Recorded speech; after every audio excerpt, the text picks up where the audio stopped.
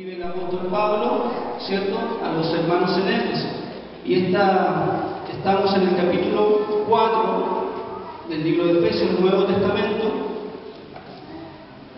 Y esta carta está dirigida a los hermanos que están en Asia Menor. Esta ciudad de Éfeso es una ciudad puerto, una ciudad muy rica, tenía una entrada hacia todo un sector mercantil, porque era un puerto así como Valparaíso, ¿cierto?, donde todas las telas o los condimentos o diferentes productos de otras latitudes llegaban a este puerto. Por lo tanto era una ciudad muy próspera. Y el apóstol Pablo escribe a los hermanos en Éfeso. El apóstol Pablo desde la prisión en Roma, por la causa de Cristo, él está preso en Roma. Y esta es una de las 4 cartas que el apóstol Pablo escribe desde la prisión. Imagínense la paradoja: alguien que está preso, encarcelado, está dando ánimo a los hermanos. ¿Y por qué razón le da ánimo? Porque recuerden que en el primer siglo la iglesia fue duramente perseguida. Nuestros hermanos antepasados sufrieron por la causa de Cristo hasta la muerte. Entonces, en esa persecución, los apóstoles, y en este caso el apóstol Pablo, tiene que animar a los hermanos. Pero también hay otra razón fundamental por la que está escrita esta carta, y es porque lamentablemente habían divisiones, habían exclusiones, habían separaciones que hacían los judíos cristianos, los judíos que se habían convertido al cristianismo por ser o por creerse mejores que otros, por toda su tradición judaica, por la ley, por los rituales, por a lo mejor creerse más cerca de Dios o tener más derechos que otros. Ellos excluían o discriminaban a los cristianos gentiles, a los cristianos que no eran judíos, y los discriminaban, los excluían, los separaban, no lo hacían parte del cuerpo de Cristo, de la congregación. Y por lo tanto el apóstol Pablo, si ustedes se fijan o han leído parte de la carta a los Efesios, está llena de la palabra unidad, está fuertemente haciendo un llamado a la unidad. Y es por esta razón, porque los hermanos judíos, ¿cierto?, se separaban del resto. Yo creo que esto no pasa acá, ¿no? ¿O si pasa? Yo creo que no, ¿cierto? Estamos en la iglesia del Señor, y en la iglesia de Cristo no debieran haber exclusiones, separaciones, pero su silencio quizás me dice algo.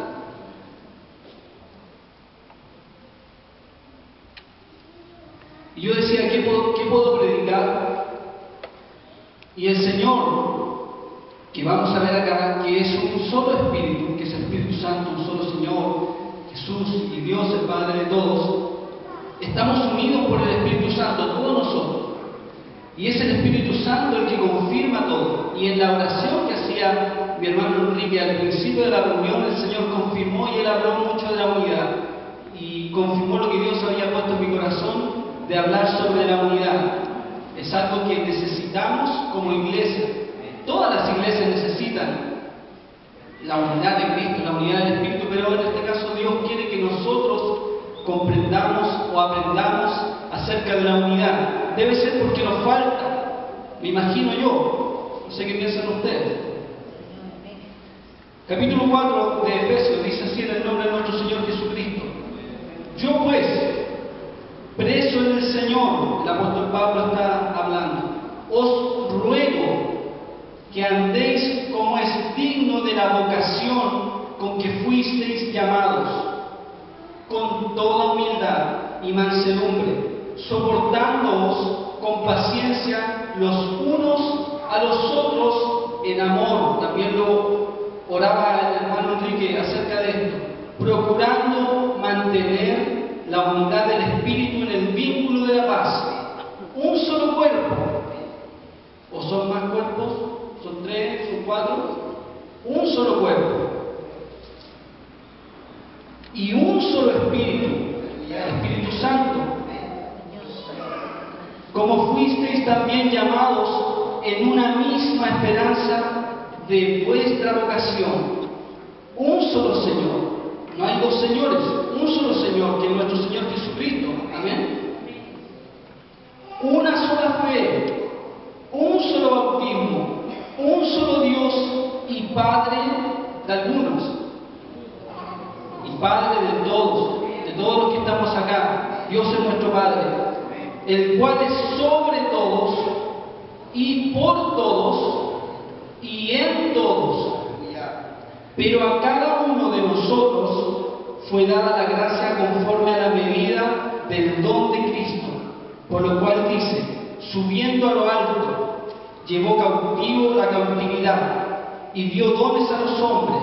Y eso de que subió, ¿qué es? Sino que también había descendido primero a las partes más bajas de la tierra.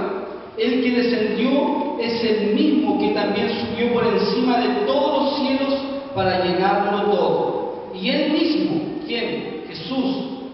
Y él mismo constituyó a unos apóstoles, a otros profetas, a otros evangelistas, a otros pastores y maestros, a fin de perfeccionar a los santos para la obra del ministerio, para la edificación del cuerpo de Cristo, hasta que todos, nótese, todos, lleguemos a la unidad de la fe y del conocimiento del Hijo de Dios, al hombre perfecto, a la medida de la estatura de la plenitud de Cristo.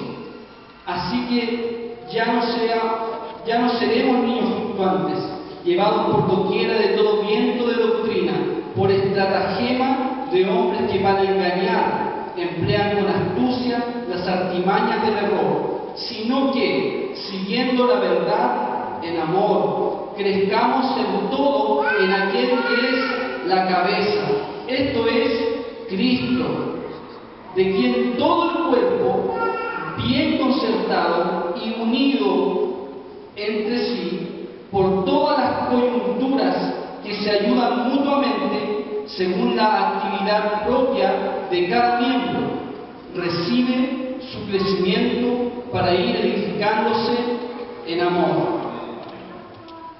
Es muy importante poder hablar de la unidad. Si el Espíritu Santo inspiró al apóstol Pablo a hablar de esto, porque es algo necesario para la iglesia, y creo que también es algo necesario para la iglesia de estos tiempos, y en este caso la asamblea o la iglesia de San Ramón. Necesitamos la unidad del Espíritu, necesitamos la unidad del Señor.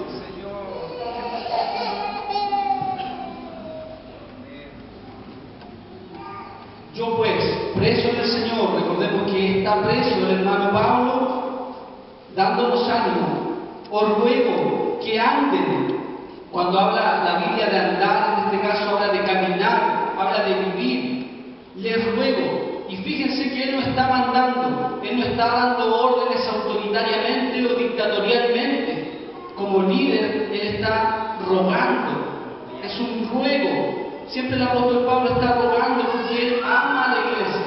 Y Dios ama a la iglesia. Y por lo tanto, la manera que Él ocupa es un ruego en lo profundo del alma, del corazón, porque Él ora por la iglesia y Él ama a la iglesia. Estando preso, Él quiere animar a la iglesia para que no se desanime, porque los hermanos están siendo perseguidos. Y Él quiere enfatizar que es un solo Señor, es un solo cuerpo, y por eso los anima. Dice: les ruego que caminen, que vivan como es digno de la vocación.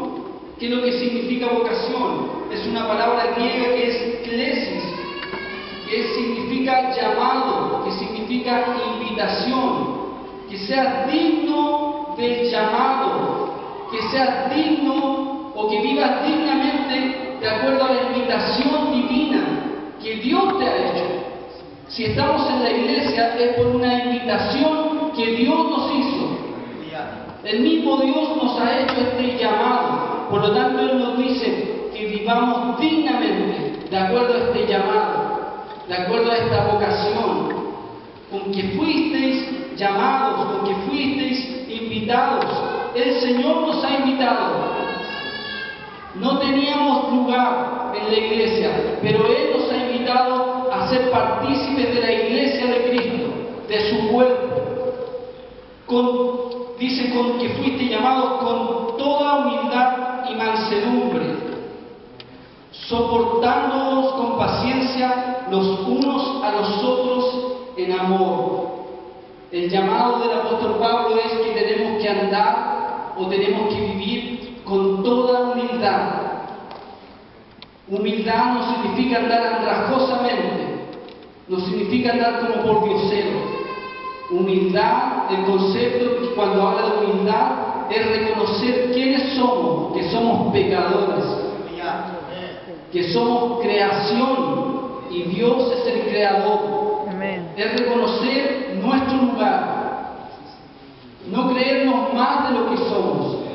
Eso es humildad, saber quién es Dios y saber quiénes somos nosotros, porque a veces cuando tenemos algún don, algún ministerio, algún título o algún dinero más que otro, creemos que somos algo, pero eso no corresponde a un hijo de Dios, sino que Él nos dice debemos andar con toda humildad, saber cuál es nuestra posición ante Dios, y no solo eso, y mansedumbre, ser mansos como era Cristo, no andar violentamente. Y pongo ejemplos prácticos en la calle, cuando un cristiano, no sé, puede echarle la foca, como se dice, o echarle la choreada al que va al lado porque lo pasó, lo adelantó. Eso no corresponde a un hijo de Dios. O andar siempre a la defensiva y le dicen algo y al tiro lanza un ataque, ya sea verbal o ya sea en forma física. Eso no corresponde. Tenemos que ser mansos, pero no mensos. Ahí podríamos añadir. Una cosa es ser manso y otra cosa es ser menso. Jesús no era menso. Él callaba cuando tenía que callar, pero cuando hablaba, Él hablaba. Cuando tenía que enojarse, Él se enojaba. Dios no nos prohíbe enojarnos. Pero no debemos pecar, que no pase el sol de nuestro ojo. Pero Cristo se enojó, lloró, tuvo hambre, todo lo que un ser humano hace, pero con mansedumbre. Amén. Soportándonos con paciencia los unos a los otros en amor. Pero yo creo que acá todos nos soportamos, nos toleramos, ¿cierto? Aceptamos las diferencias del otro. Quizás el apóstol Pablo aquí se equivocó, ¿cierto? Porque yo creo que todos nos soportamos, ¿o no? ¿Cuesta? Sí, cuesta. Cuesta esto, pero ¿por qué nos cuesta? Porque lo hacemos en nuestra fuerza. Y en nuestra fuerza es imposible, no podemos. Pero Cristo nos tiende la mano. Y cuando aprendemos de Cristo, cuando estamos a los pies del Maestro, cuando somos personas enseñables, que queremos aprender, hambrientos de la palabra, Jesús empieza a hacer su vida en nosotros y su carácter se empieza a meter en nuestra vida. Y por los poros empieza a salirnos Cristo. No es por nosotros, sino que es el carácter de Cristo que se va formando en nosotros, pero para eso tiene que haber una colaboración nuestra para con Dios, ponernos a disposición para que Dios pueda orar, para que Dios pueda hacer la obra en nosotros y pueda ir formando el carácter. Esa es la única manera en que podemos soportarnos, pero tenemos que hacer un esfuerzo en soportarnos. ¿Quién me cae mal este porque es guatón? ¿Que me cae mal este porque es flaco? ¿Que me cae mal este porque habla mucho? ¿Que me cae mal este porque habla poco? ¿Que este es muy chistoso? ¿Que este es muy enojón? O sea, no hay... todos nos caen mal. No me acerco a este hermano porque, no sé, tiene cara de flight. Y ponemos prejuicios. Y a veces alguien nos hizo algo, alguien nos estafó con tal y pensamos que todos son iguales. Y vivimos en nuestra burbuja y por eso que la iglesia no está unida, porque desconfiamos del otro. No voy a invitar a este hermano a la casa porque a lo mejor me va a robar algo, va a opinar que está toda desordenada y vamos poniendo murallas alrededor nuestro, pero Dios viene a romper todas las barreras. Cristo vino a romper todas las barreras. ¿Y qué me dices tú que Cristo en sus 12 discípulos aceptó a un guerrillero y aceptó a un publicano que era como el cuico, ¿cierto? Porque todos caben en el Señor. Dios no hace excepción de personas. En la iglesia somos todos iguales, somos todos uno en Cristo. No hay diferencia entre griego, entre judío, entre libre, entre esclavo, entre mujer o entre hombre. Somos uno para Cristo. Somos todos hijos del mismo Dios. Por lo tanto, el llamado es a soportarnos, tener paciencia los unos con los otros. ¿Cristo acaso no ha tenido paciencia con nosotros? ¿Cristo acaso no nos ha soportado nuestras flaquezas, nuestras debilidades? ¿Quiénes entonces somos nosotros para no soportar las flaquezas del otro? Debemos soportarnos las debilidades del otro, no aplaudirlas. No estoy hablando de aguantar todo a las personas, pero debemos tener paciencia, soportándonos con paciencia los unos a los otros en amor. Esa es la palabra clave. Es una palabra que nosotros decimos diariamente, pero no la practicamos. Ahí está el problema.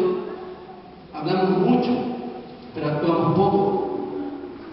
Pero el Señor nos invita a tener paciencia los unos con los otros. Si el hermano piensa diferente a mí, conversémoslo, debatámoslo, digámonos las cosas a la cara. No importa si no lleguemos a pensar igual en un punto, pero podemos ser amigos, podemos ser hermanos. Procurando mantener la unidad del Espíritu en el vínculo de la paz. Nosotros somos llamados a mantener esta unidad. Somos llamados a hacer todo nuestro esfuerzo para que podamos estar unidos en amor, con paciencia, con tolerancia, aceptándonos unos a otros, aceptándonos que hay diferencias de carácter entre uno y otro, pero somos hermanos. O en su familia son todos iguales, o siempre está todo así tranquilo, no hay peleas. Yo me acuerdo que con mi hermana peleábamos, pero igual nos queremos, somos hermanos. En toda la familia hay peleas, hay discusiones, de repente uno se enoja, pero después somos familia igual. Y así es en la iglesia, somos familia de Dios. Somos el cuerpo de Cristo. Procurando mantener la unidad del Espíritu en el vínculo de la paz. ¿Por qué, hermanos? Porque es un solo cuerpo. A veces pensamos que somos uno, pero en realidad somos unos por aquí, unos por allá, otros por acá. No hay instancias de juntarnos. El coro hace su ensayo y está bien que los haga, pero el coro es el coro, el otro coro es el otro coro, los jóvenes son los jóvenes por allá, los voluntarios son por aquí, las dorcas por acá, los oficiales por allá, los niños. No, de veras que este año no hubo cuerpo de niños, pero bueno.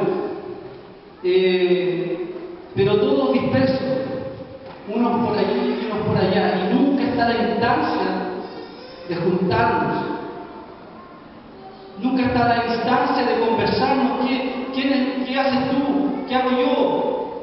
No nos sabemos ni siquiera el nombre. Una vez lo dije acá coordinando. ¿Por qué no decimos hermanos? Porque lo más fácil, no conocemos el nombre de la persona. Hola hermano, ¿cómo estás hermano? ¿Cómo estás hermana? Pero no sabemos ni el nombre. Y ahí hay un indicativo que no hay unidad. Porque si fuéramos hermanos nos conoceríamos el nombre. Mínimo.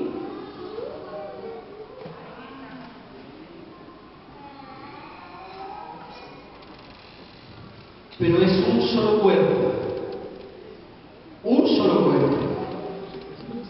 Hay diversos departamentos, que es bueno que los haya, de jóvenes, de niños, de coro, de voluntarios. Son departamentos que nos ayudan a crecer. Pero ¿cuándo va a ser el día en que esos cuerpos también se unan?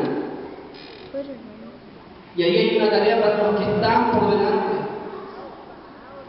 Porque la iglesia no es solo el coro. La iglesia no es solo los jóvenes. La iglesia no es solo las dorcas. La iglesia es todos nosotros. Son los niños, son los adultos, son los ancianos. Pero a veces los cuerpos se transforman en pequeñas iglesias, en mini iglesias dentro de otras iglesias, dentro de otra iglesia. Pero Dios no quiere eso. Dios quiere la unidad. Que haya instancias que yo pueda compartir con la dorca, que haya instancias que yo pueda compartir con el voluntario. No, es que los jóvenes con los jóvenes. Pero ¿por qué si Cristo los llamó a todos? No, es que hombres tienen que ser la dolca siempre ahí, la dolca a las puras mujeres.